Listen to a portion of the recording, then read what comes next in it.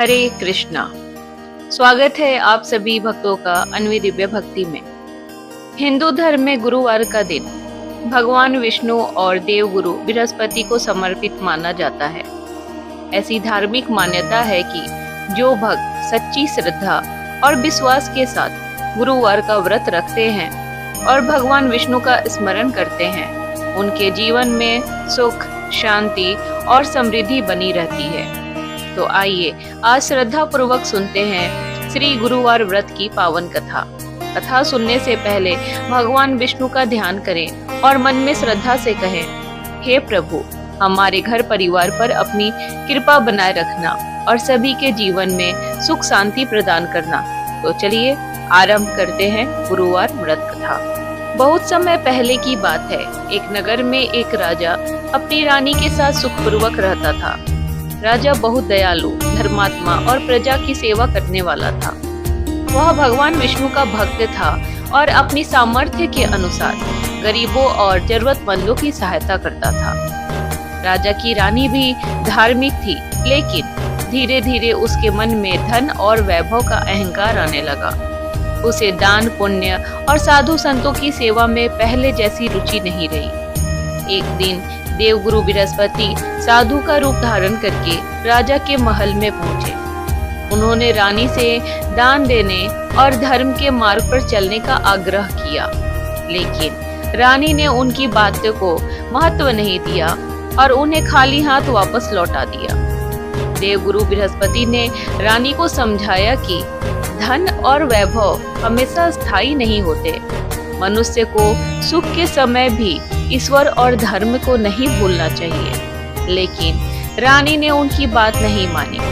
कुछ समय बाद राजा के जीवन में परेशानियां आने लगी। धीरे धीरे उनका धन कम होने लगा, राजमहल की सुख सुविधाएं समाप्त होने लगी और परिवार को आर्थिक कठिनाइयों का सामना करना पड़ा। राजा बहुत चिंतित हुआ। एक दिन वह एक संत के पास गया और अपनी परेशानी का कारण पूछा। संत ने कहा, राजन, तुम्हारे जीवन में आई कठिनाइयों का कारण धर्म और दान से विमुख होना है। यदि तुम श्रद्धा पूर्वक भगवान विष्णु और देवगुरु बृहस्पति की आराधना करो और गुरुवार का व्रत रखो, तो तुम्हारे जीवन में फिर से सुख शांति लौट सकती है। राजा ने संत की बात स्वीकार कर ली। अगले गुरुवार से राजा और रानी ने विधि विधान से व्रत आरंभ किया। प्रातःकाल स्नान करके उन्होंने पीले वस्त्र धारण किए, भगवान विष्णु की पूजा की, पीले फूल अर्पित किए और गुड़ तथा चने की दाल का भोग लगाया। उन्होंने जरूरतमंद लोगों को भोजन कराया और अपनी सामर्थ्य के अनुसार दान पुण्य किया। राजा और रानी ने प्रत्येक गुरुवार श्रद्धा से व्रत और भगवान विष्णु का स्मरण करना शुरू कर दिया। धीरे धीरे उनके जीवन की परेशानियां दूर होने लगी। उनके घर में फिर से सुख समृद्धि लौटने लगी। रानी को अपनी भूल का एहसास हुआ। उसने अपना अहंकार त्याग दिया और साधु संतों का सम्मान करने लगी।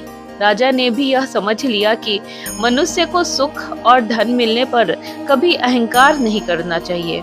उसे सदैव ईश्वर का स्मरण करना चाहिए और जरूरतमंदों की सहायता करनी चाहिए। भगवान विष्णु और देवगुरु बृहस्पति की कृपा से राजा और रानी फिर से सुखपूर्वक अपना जीवन बिताने लगे। तब से वे प्रत्येक गुरुवार श्रद्धा पूर्वक व्रत करते और भगवान विष्णु का स्मरण करते थे। धार्मिक मान्यता के अनुसार जो भक्त श्रद्धा और विश्वास के साथ गुरुवार का व्रत करते हैं, भगवान विष्णु की पूजा करते हैं और जरूरतमंदों की सहायता करते हैं, उनके जीवन में सुख, शांति और सद्बुद्धि बनी रहती है।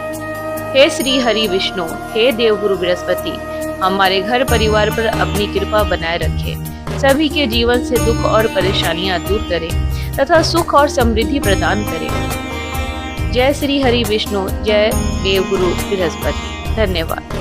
तो भक्तों, आपने श्रद्धा पूर्वक सुनी श्री गुरुवार व्रत की पावन कथा। भगवान विष्णु और देवगुरु बृहस्पति की कृपा आप सभी पर सदैव बनी रहे और आपके जीवन में सुख, शांति एवं समृद्धि का वास हो।